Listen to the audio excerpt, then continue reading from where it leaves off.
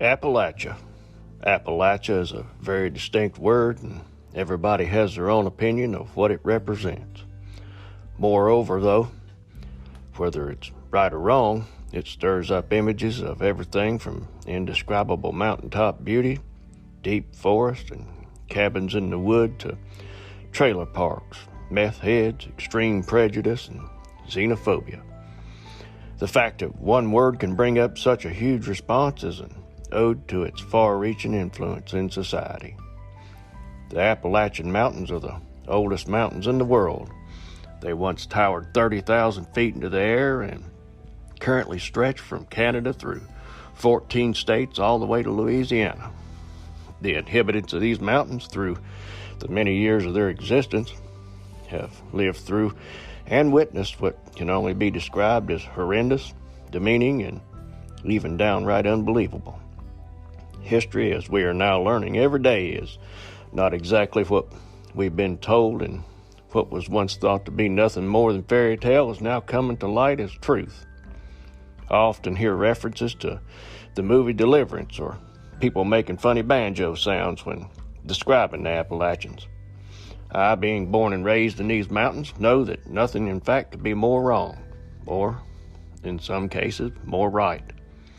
The history that lies in these mountains is rich and has been around longer than any place in the United States.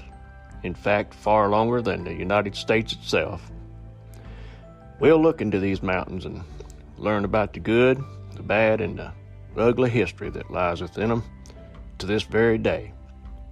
Hello, I'm Larry Bentley, and this is Appalachian Murder, Mystery, and Legend.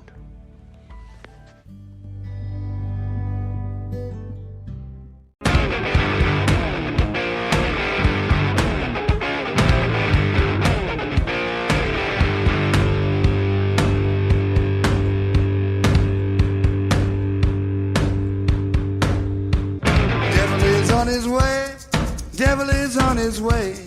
Devil is on his way, motherfucker. The devil gonna make you pay. Fall to your knees. Devil is on his way. Fall to your knees. Devil gonna make you pay. Fall to your knees. Devil is on his way. Motherfucker, he's on his... Mountain Murders is an Appalachian true crime podcast. Listener discretion is advised. The show contains graphic language and depictions of violence. It may not be suitable for all audiences. We say fuck a lot. Sherry moved her personal items into her aunt and uncle's basement, then moved into her parents' home once again. The Hart's divorce was finalized in 1983. When Sherry moved in with her parents, she didn't have a car, often getting rides to work from her uncle. Eventually, she was hired at a sewing factory called Jefferson Apparel, where her mother, Betty, was employed, and she was able to save enough money to buy herself a car, a Ford Granada.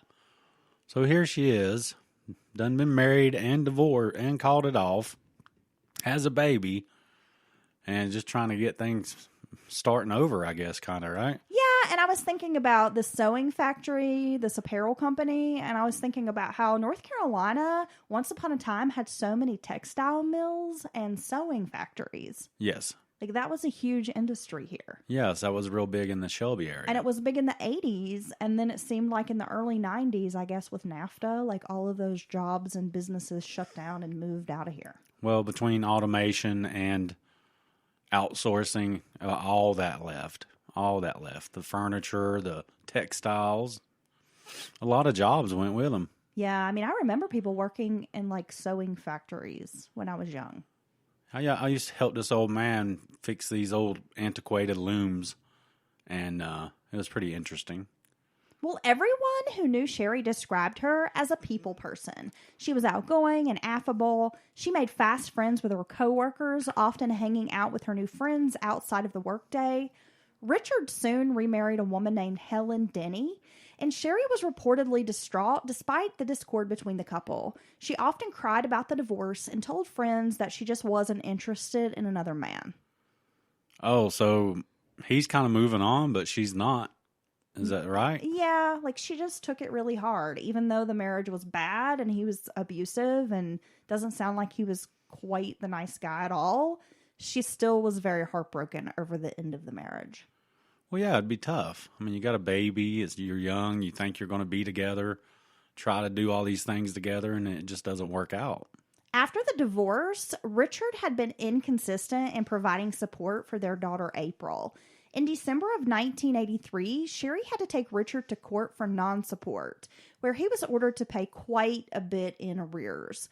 He was displeased with having to pay the money, even calling Sherry at her parents' home to complain that he was starting a new life and resented having to pay her money. Whatever, dude. Screw you, Richard. Those people kill me. Gosh, those people just can't see past their own concerns and stuff, right? Yeah, like you made a baby, you have to take care of it. If you'd have been paying along the way, you wouldn't have to pay all this at once. He threatened to get even with her. Okay. Helen Hart, Richard's new wife, even called Sherry afterwards, saying if she continued trying to obtain support, something bad would happen to her. What kind of woman? Can you imagine calling someone's ex and threatening them because your current spouse has to pay child support for a kid that they brought into this world? No, I would never help them intimidate or stop someone from getting support, because if that person had such a problem with paying the support for their child, that right there would be a red flag to me. Yeah, I'm like, so what? You want to be married to a deadbeat? What are you going to do if we have a child? Yeah. You just going to, go, we're going to divorce or whatever, and you go on and then I'm going to have to fight you for support? Yeah, I know. When I saw that, I was just like, what the fuck, Helen and Richard? What kind of woman or man would do that? Yeah, I just can't imagine that at all. Waiting at the restaurant, the Bantam chef, Sherry grew agitated that her date was a no-show. Witnesses Tammy and Margaret Osborne recalled seeing Sherry around 8:30 p.m. in the Bantam parking lot. After departing the restaurant, Sherry met up with two men, Richard Bear and Jeffrey Burgess, in a parking lot in West Jefferson in front of the Sky City store. Oh, man, Sky City was the bomb. So you remember Sky City. Oh, yeah. I wonder if any of our listeners out there remember Sky City. Well, I guarantee it. It was like a department store, Yes. kind of a discount store, but they carried everything. It was like before Walmart was a thing. Yup. I'm sure. And a lot of little towns had them. And I'm sure there's plenty of people out there remember the dadgum Sky City. I think they were pretty popular in the South and throughout Appalachia. Yeah, you had Sky City and Roses. Oh, yeah. Man, both stores were the bomb. Sherry had once dated Bear's brother. Seeing that Sherry was in a sour mood, the two men offered to take her for a ride in the white 1977 Mustang that 20-year-old Richard Bear had borrowed from his brother. So Richard Bear actually goes by the name Lynn, Lynn.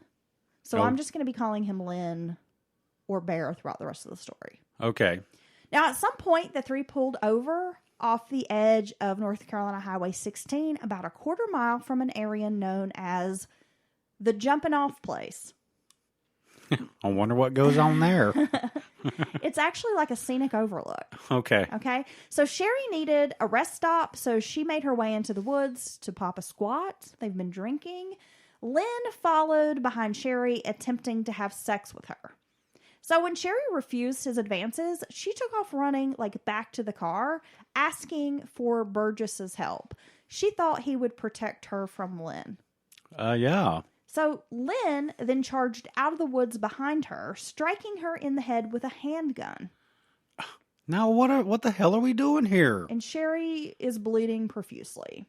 Lynn then has Burgess drive them to a spot across the county line to Wilkes County, which is on North Carolina 16, near a bar called the Moonshine Inn, and it's near the Jumping Off Place.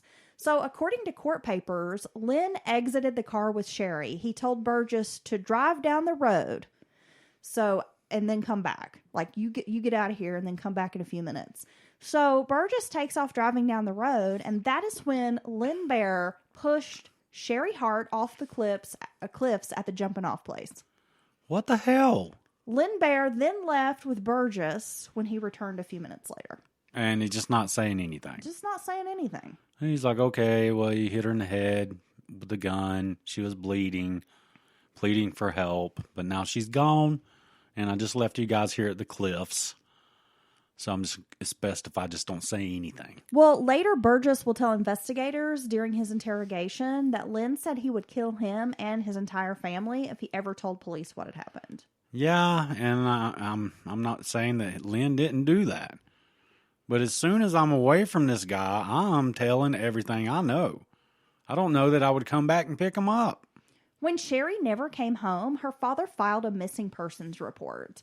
Because when Monday rolled around with no sign of Sherry, her mother Betty suspected something was very wrong. Even young April knew something bad had happened because she knew her mother would never leave her. Sherry's vehicle was found a few days later in a West Jefferson parking lot, the one in front of Sky City.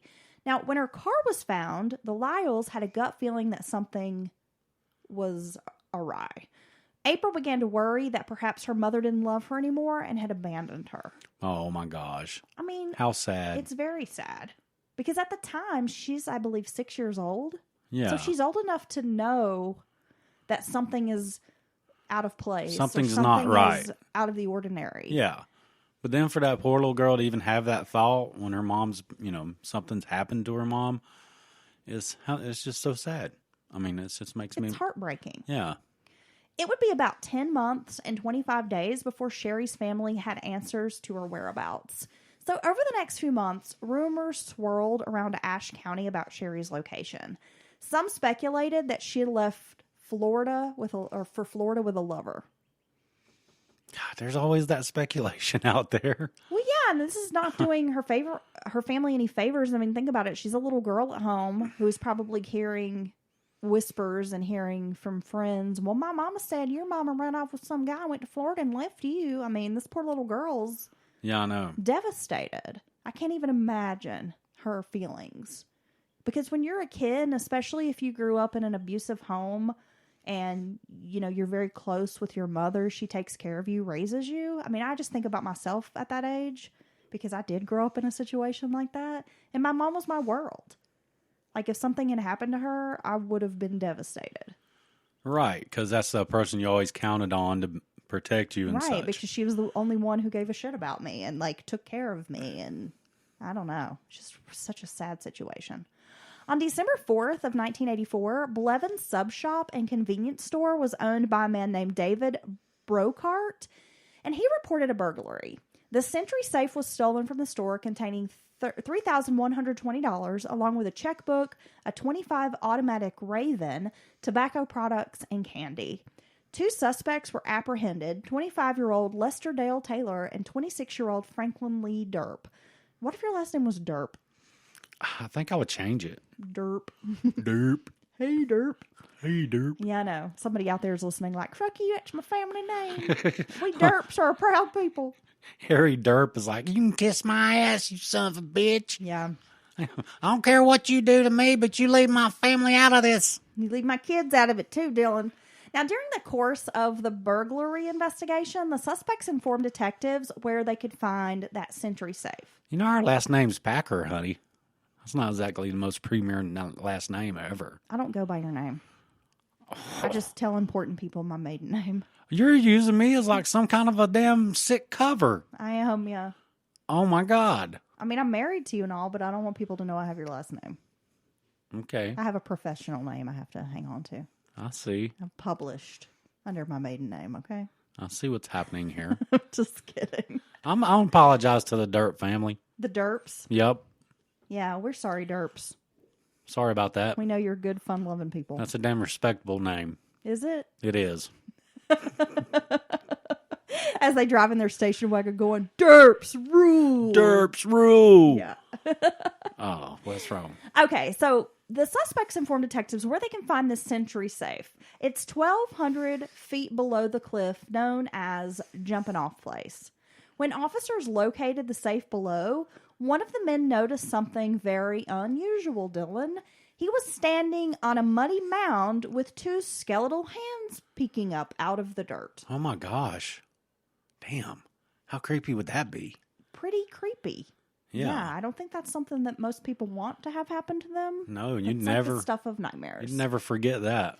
Law enforcement called in a mountain rescue team for recovery. It was a steep terrain dotted with patches of freshly fallen snow. This is December in Ashe County. They get a lot of snow. They do. A lot more than we do. Yes, they down do. here in the southern Ash and Yancey, Blue Ridge Mountains. they get it all the time. Yeah, well, with a Stokes basket in tow, the rappel took 45 to 60 minutes, with the lead climber tying off 3 different times before getting to the bottom. Damn. So this was a very hard place to access. It was a difficult place to access for sure. Now, what they found at the bottom was horrifying. The skeletal remains, including a skull minus the mandible, which is the lower jawbone, with 62 of the 206 recognizable skeletal bones. Damn. There were skin fragments remaining. Officers also found clothing. They found a coat, a sweater, Levi jeans, bra panties, a pair of pantyhose, and a pair of size 5.5 tennis shoes that were purchased from Sears. Damn, they found the whole outfit about it. Yeah, investigators believe the remains belong to either a missing woman named Angie Hamby or Sherry Hart. Now, the body was removed with care from the drop and taken to the local hospital. Betty Lyall was called in to identify the clothing items, and she recognized the outfit as one her daughter had been wearing on the evening of her disappearance. The tennis shoes had been purchased with money Sherry had received from Christmas just weeks before she vanished. Could you imagine being that parent and having to identify the body of your child and the clothes they were wearing? And to know that just weeks before she had gotten this money and bought these shoes for Christmas, and then it's not even like, 15, 16 days after Christmas, something like that she's remembering a happy time. disappears. Yeah. Oh my gosh. Yeah, I know. It's pretty sad. So let's see. Dr. Paige Hudson, he was a dentist. He was able to identify Sherry using x-rays, like from dental records. She had her teeth pulled in preparation to be fitted with dentures, like just before she was killed. Sherry's 6-year-old daughter, April, would recall shortly after the discovery of her mother's body, like sitting in the family living room, and this TV news report came on that was confirming that her mother was dead, and having her grandparents basically like drag her out of this room so she didn't hear it from the news. Oh my goodness. Damn. I know. All because this asshole just want to kill her for no reason. I mean, I just don't get it. Oh, just wait. We'll talk about this asshole some more. Sherry's friends would later hint that perhaps she had a drinking problem. Betty Lyall said her daughter would likely not go anywhere with strangers, but friends said it was possible if Sherry had been drinking that she might go off in a car with unknown persons. Friends said when Sherry was drinking, her behavior was unpredictable, even erratic. Side note, so we need to talk about this for just a moment before we continue with our story because it's so bizarre. So earlier I mentioned that Sherry's ex-husband had made threats regarding the child support payments. A week or so before Sherry's disappearance, January 8th of 1984, 2 men had attempted to kidnap her daughter April. Really? Now, according to a police report, the incident occurred in West Jefferson at Paul's Quick Stop, though Betty said she thought it happened at Lowe's Supermarket in Jefferson. Sherry had gone into the grocery store, leaving her daughter in the parked car. 2 men in a brown and white 1977 Toyota Celica GT pulled up beside Sherry's car and began having a conversation with a little girl. Well, April, being a smart cookie, locked the doors so that the men could not get inside her mother's car. Like, she knew something was not cool about these 2 guys. So when Sherry saw what was going on, she ran out of the grocery store screaming at these men.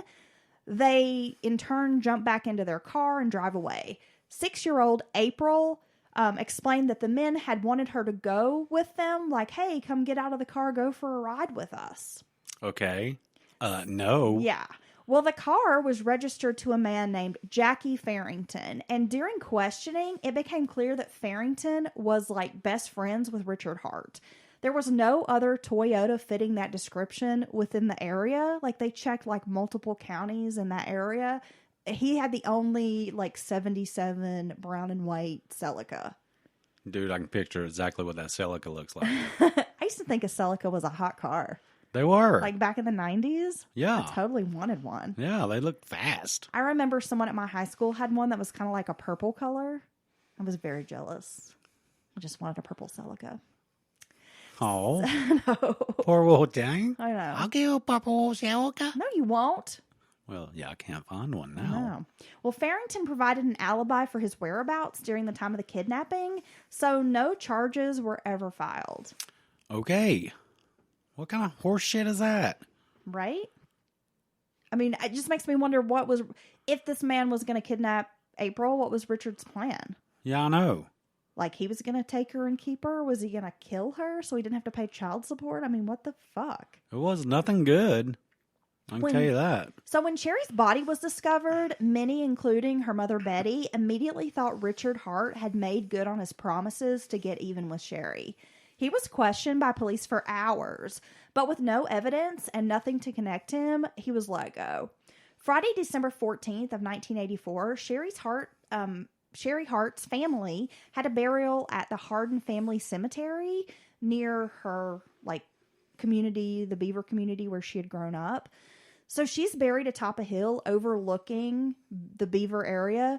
And needless to say, it was a really tough Christmas holiday for the Lyell family. Well, I'd say so. Damn.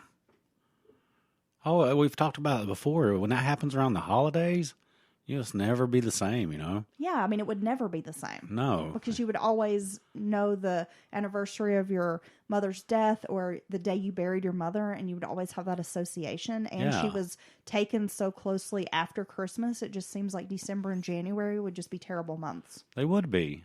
No way around it. Police interviewed a lot of people who'd known Sherry. On February 21st of 1985, Sheriff Gene Goss wrote a letter to the North Carolina Governor Jim Martin requesting monies be put forth for a reward for any information leading to an arrest in the Sherry Hart case.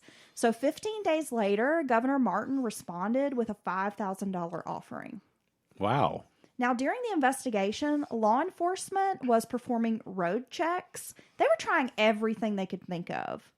So they were doing these road checks where instead of like a license check, they were literally like stopping people and showing them a picture of Sherry and asking them, do you have any information about this woman? Wow. Like they were doing everything they could. And this is a case where law enforcement was really like working hard. They were going to solve this. So during the road checks, they were questioning drivers about any information they might have. Have you seen this woman? Did you see her on the night she disappeared? Is there anything that you can give us? And it just so happened that during one of these road checks, some teenagers who were cruising remembered seeing Sherry on the Sunday that she had gone missing and that she was with Lynn and Jeffrey. Ooh. So she was with Barr and Burgess. When Jeffrey Burgess was questioned by police, he told them Sherry had drank half a jug of Jack Daniels on that evening of the 15th and was quite intoxicated. Now, during his interview, he explained to law enforcement his version of events, that Lynn Bear had followed Sherry into the woods, that she had come running out, asking for help, and that's when Lynn assaulted the woman. Yeah, see, dude, you should already went to the police with this information. I mean, come on. On March 30th of 1985, Lynn Bear contacted Sheriff Goss about a meeting. And during the interview, he denied knowing Sherry Hart at all. So Goss produced a photo album which contained a picture of Lynn Bear. And he said, "Oh, I forgot about that. She dated my brother Bobby." Oh, what a dumbass. Dottie Bear, Lynn's wife and mother of his infant daughter, had already spoken to law enforcement regarding Sherry's disappearance and murder. Bear asked what Dottie and Burgess had told the sheriff, but Sheriff Goss refused to disclose any information shared by the two. Lynn asked if he could see more photos of Sherry. He starts flipping through the album and then is physically getting upset and very nervous. Like he's shaking. The sheriff can tell he's having an emotional reaction to these photos. Well, yeah. So Sheriff Goss asked him if he had any remorse over what had happened. He said yes. Then he put his hands over his face. Then Lynn looked down and then looks back up at the sheriff saying, I need to know what Dottie and Jeff told you. And again, the sheriff's like, I'm not telling you anything. I'm not going to tell you what other people have said. Lynn then said, well, if you found where Sherry's purse was thrown over the mountain, then Jeff must have told you. And Sheriff Goss reminded Lynn that he had not told him where the purse was discovered. So soon after, Lynn denied having been anywhere with Jeffrey Burgess on the evening of the 15th. Then he asked for a lawyer and was taken back to his cell. Oh, so now he's clamming up. Clamming up. Richard Lynn Bear was the fourth and last child born to his parents, Richard Leon and Lorraine, on July 6th of 1964. He would be called Lynn by his parents. Lynn looked up to his older brother, Bobby. In October of 1983, Bobby Bear, not to be confused with the famous country singer from back in the day, different Bobby Bear. Bobby Bear was involved in a shooting over his 8-month-old daughter, Winter. So now get this, because if the family isn't already looking at like a crazy situation, they just came out of one. So Bobby and a young woman named Yolanda Cooley had met at the San Diego Naval Base. He was in the military, and the pair had a child together. In August of 1983, they moved to Ashe County. Soon after, Yolanda signed on with Job Corps in Kentucky, and she gave up her parental guardianship, like gave it over to Bobby. He continued trying to get Yolanda to come back to Ashe County so they could be married, but she wasn't interested. When she did come back in October, she and her mother's boyfriend, so she brings them along, she wanted to take the daughter Winter. And she was like, my mom's going to take her while I'm in Kentucky working, and she's going to go back to California with my mother. But Bobby refuses. So he takes the child to his sister's house. And while he's there, Bobby asks his brother-in-law for a gun. Yolanda, along with her mother, Letitia, and her boyfriend, Matthew Anderson, are parked in a van at the bottom of the driveway when Bobby attempts to leave the residence. So Letitia approaches Bobby's car asking where the baby is, and she sees the gun on the seat, and he tells her, no one's going to take my baby. So Letitia, which would be like the baby's grandmother, returns back to the van. And that's when she hears a gunshot and saw Anderson's face covered in blood. So Bobby Bear then threatened to shoot her, but his father, Richard Sr., took the gun without any resistance. So according to testimony, Anderson had grabbed the gun barrel, taunting Bobby. Like, oh, you think you're going to shoot me? And so Bobby shoots him. And Bobby Bear was convicted of second-degree murder and sentenced to 50 years in prison. But he was released in 2006. Damn. So this happens in 1983, in late summer, early fall of 83. And then our victim, Sherry, is murdered in early 84. So this family has like double whammy tragedy. Yeah. Like both sons. That's crazy. I know. Oh, that was just such an odd story that I had to couple it in with our true crime tale. Yeah. Right? Because it's just so strange. So both men were charged with first-degree murder on April 1st. Burgess was taken to the Ashe County Jail, and Lynn was taken to the Wilkes County Jail. They were trying to keep them separated. Now, Burgess was expected to testify against Lynn Bear, but he would never be tried in the Hart case. So this is where our story takes an even more peculiar twist. Oh, what happens now? Are you ready? Yeah. Okay. Because this is like super unexpected. Captain Joe Owings of the Wilkes County Sheriff's Office said that Lynn Bear was discovered missing when a head count was done for breakfast at 5 a.m. on July 17th of 1985. Owings said he believed Bear hid behind a door during visitation hours, which were from 6 to 8 p.m. on July the 16th, and then just walked out of the jail because the jailer on duty didn't realize that he wasn't back in his cell. So jail gates leading to the cells were left open during the visiting hours, and only one jailer was on duty per shift. Nice. However, the jailer on duty until midnight of July the 16th told the newspaper then that he had let Bear out of his cell to visit his girlfriend at 8 p.m. on July the 16th. And then he put him back in his cell at 8:30 p.m. when he let another inmate out to make a phone call. So Richard Bear walked out of the front door of the Wilkes County Jail and vanished. What the hell? Dane Maston, former Wilkes County Sheriff and a deputy when Lynn Bear escaped, said authorities have received reports of Bear sometimes dressing like a woman to conceal his identity. Oh, he snuck right out. Maston said he traveled as far as Maryland, chasing down tips concerning Bear's whereabouts. In 1993, he was almost found in Delaware just hours before FBI agents were able to get to his relative's house where he had been hiding. He escaped and has not been seen since. Damn. Bear is 5'6", weighs about 145 pounds, has brown hair, green eyes, and a tattoo of a panther And not afraid to put a dress on his right forearm. He may have a mustache or a beard, and he would now be like 57 years old.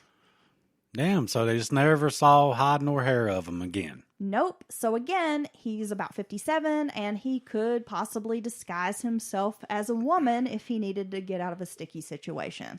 So over the years, people in Ashe County claim to have seen Bear at funerals and in the company of friends and relatives. That's pretty funny. Other reports have stated that he's still living in Ashe County in plain sight, some comparing him to Eric Rudolph. Yeah, Rudolph did that. And that he's become a phantom mountain man. So some people believe he's just like a survivalist living off in the woods.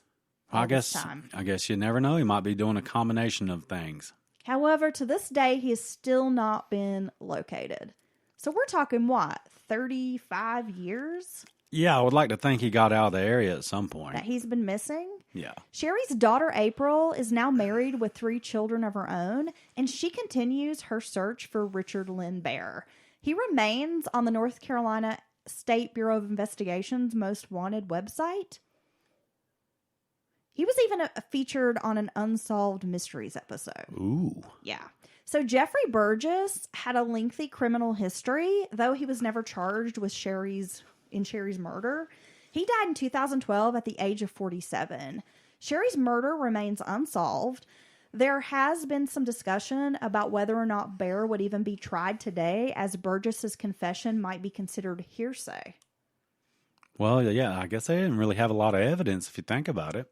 But a $10,000 reward is still being offered in the case by Sherry's family and the police. Man, none of this needed to happen. I know, right? I mean, it just makes absolutely no sense. Senseless murder. Jesus. Of this young woman. Yeah, this little girl's lost her mom. Family's lost their daughter. And she was so young. She's 24 years old and taken out for no reason other than she rejected some asshole guy's advances. Yeah. Because she was like, hey, you're not entitled to my body even when I'm drunk. Yeah, what the hell? And so his little fragile ego gets mad and kills her. Like, what a piece of shit. I hope he listens to this. I hope you out there, Lynn. Hope you be listening to Mountain Murders. I hope you got Wi-Fi in that valley in the mountains you're living in. Because you're a little bitch. Yeah, you're an asshole.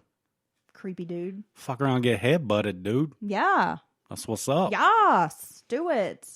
I'll wind this big... Especially if Dylan got a good running start. Oh, my and God. could, like, ram him. That is your ass. It's your ass, Mr. Postman. Damn. And what do you think about this case, Dylan? Well, it's all around horrible. It was actually suggested by one of our listeners. She sent us an email. So thanks, Jeanette, for recommending this case. She also sent some information about the Angie Hamby disappearance. Really? Which was another young woman who disappeared from that area around the same time as Sherry. And it's an interesting case to have 2 like pretty young women disappear in the same area around the same time. Yeah. You know, especially because this is not an area that's like a high crime type of area. So if you're interested in further research, you can always look up Richard Bear. You can see some photos of him. We'll post them on Instagram. And also maybe look into the Angie Hamby case because it's a very strange disappearance. Oh my gosh. Like missing persons case. Baby. Yeah? Yeah, you're going to take care of me now. Oh, God. I'm spent. I'm not. We're going to be doing a giveaway this week. Follow us on Instagram, Mountain Murders Podcast. We are going to give away 2 Mountain Murders mugs. Yes. To some lucky person. We'll be sending those out at the end of the week. So make sure you go over there, look up the our little rules for our little contest, and we'll be giving away 2 Mountain Murders mugs. Also, if you like bonus content, join us at patreon.com/Mountain Murders Podcast, where you can get ad-free episodes. We also have a lot of bonus episodes there, which we will be putting out one again here in the next couple of days. Woo woo. Woo woo. Gonna be a good one. And of course, you can be part of our Discord chat. We've been having lots of fun with our patrons on Discord. If you want to hit us up, if you want to chat with us like 24/7, You get to have the one-on-one chat with me and Dylan and the rest of our little true crime friend group. It's fun. Yeah, they're the best. Talk And about all sorts of stuff. Heather for our patrons, Heather just put a new link up for the Discord, so it should be at the moment not expired if you want to click in and join that. And I'm going to check in with the gals tonight and see how they're doing. Yeah, I think they're doing okay. We are going to have an amazing offbeat for you on Wednesday, so get ready for that. Hope you guys have a safe and wonderful week.